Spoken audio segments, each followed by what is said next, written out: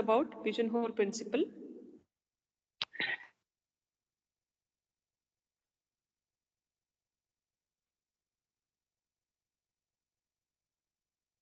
So what is mean by pigeonhole principle? We just discussed 4 properties of functions. In that, the last property was having this condition. If m is greater than n, then there is a possibility of having two, there are more than 2 or more elements.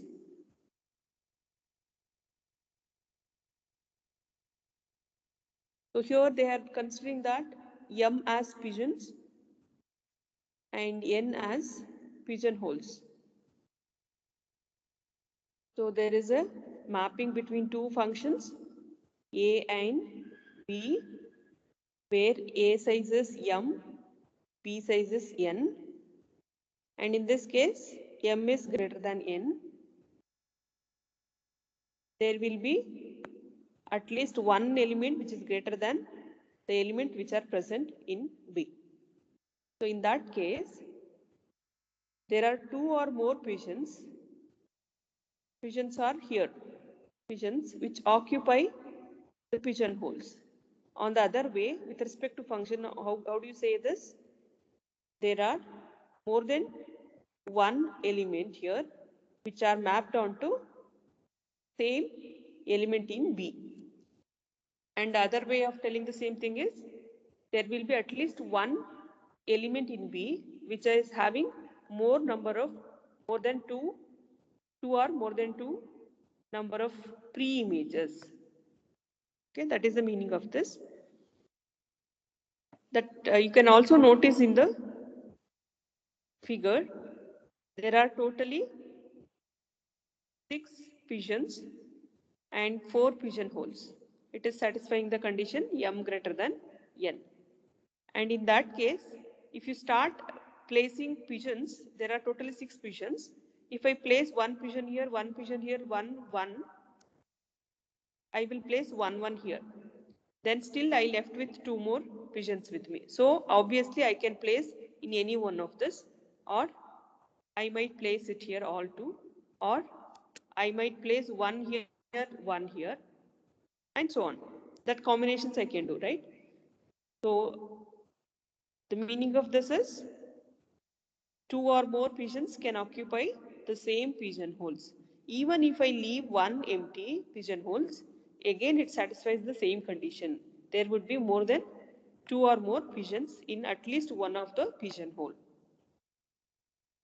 So other way of telling the same statement is if m pigeon occupies n pigeonholes, where m is greater than n, then at least one pigeonhole must contain 2 or more pigeons. The other way of telling this. Domain to codomain also you can say the same definition. From codomain to domain, you can tell the same definition.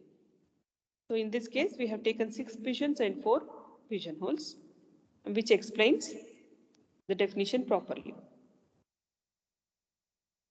Now, where do we use these kind of statements? Let us look into an example here.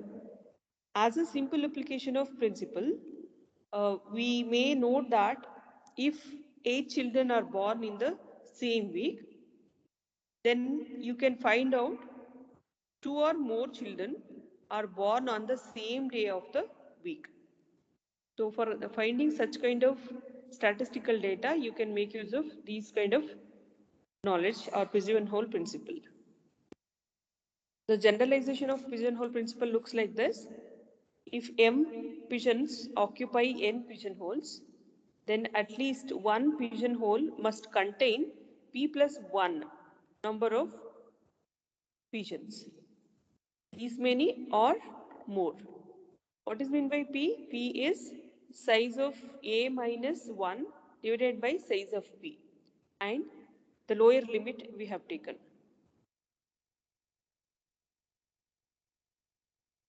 So when do we take lower limit? If there is 4.5, 4.1, 4 is the value for this. This is called floor function also. So least integer you have to fetch from this value.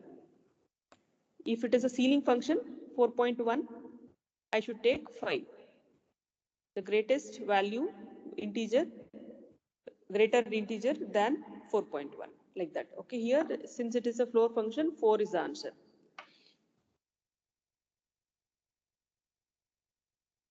So the proof for this looks like this.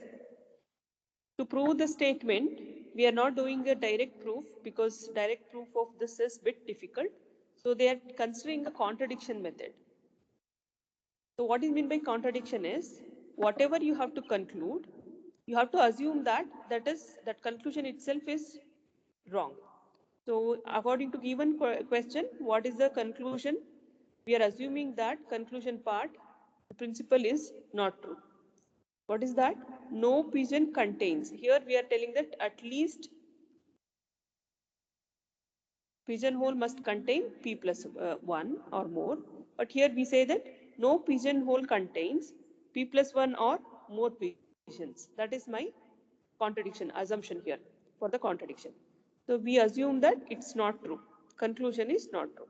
Now from that statement, every pigeonhole contains p or less number of pigeonholes. So according to this assumption, every pigeonhole contains either p number or lesser than p number of pigeonholes.